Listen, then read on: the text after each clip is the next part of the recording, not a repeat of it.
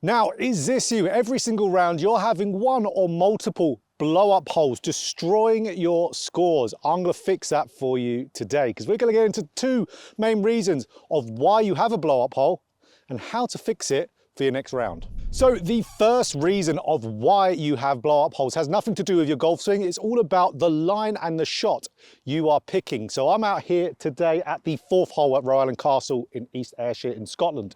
So if we could see here, I'm going to get out my phone and we're going to see here our nice screen recording of what's going on the shot pattern app, so we can get a little bit of a view of the hole here.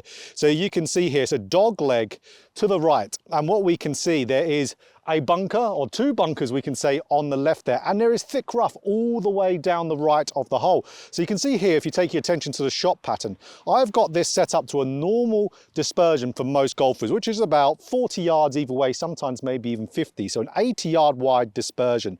So you could say, let's say here for me, I would want to hit driver, it's cold, but if I hit driver, if I hit this ball, let's say on the right-hand side of the fairway being my line, if I slightly pull that shot, I'm in the bunker, and these bunkers are really deep. You're not going to be able to make a good score from there. And if I slightly push it to the right, I'm in thick rough that you can't recover from.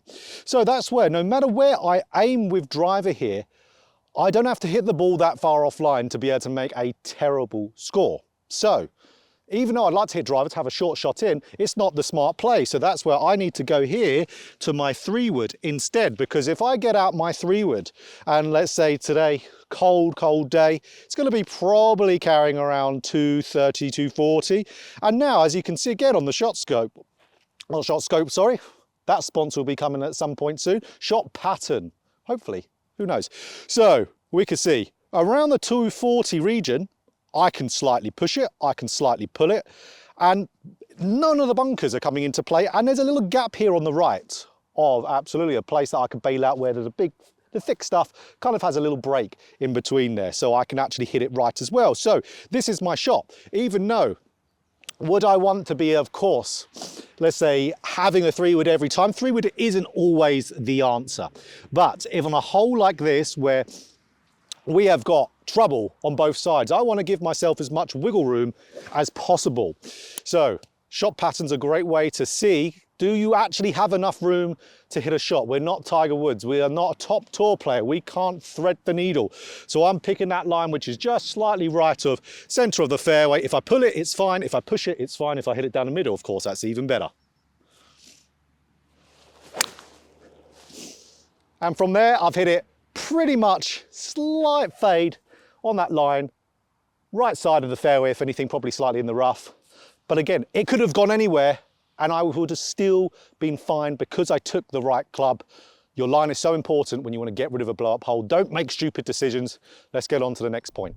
So, okay guys, point number 2 here, and that is not knowing your tendencies on the golf course. So that's where, as you can see, this is where my ball has finished from my tee shot. It is in the right rough. If I hit driver, see that thick stuff there? Doesn't look too bad, does it? But I promise you, if you go up to that, you'll never find in that ball. So that's where if I hit that exact same shot, which wasn't a bad shot, just missed the fairway, driver would have been dead. That's why it's so important. So most of the time here, most golfers are going to avert a blow-up hole. Tee shots is where it starts off with.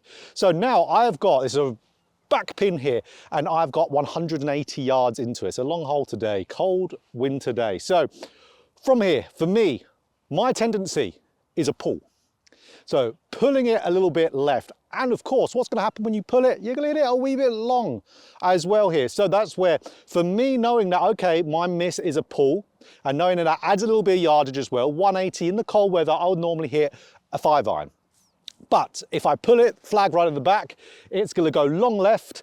I can't get up and down from there. It's completely short-sided. So that's where for here, I would want to think, okay, what's more of the middle number, which would be more around 170-ish, which for winter time, that'll be perfect for a 6-iron. If I pull it, I'm on the green. If I push it, I'll be maybe slightly right of it. Not normally miss, I could do it on camera, probably.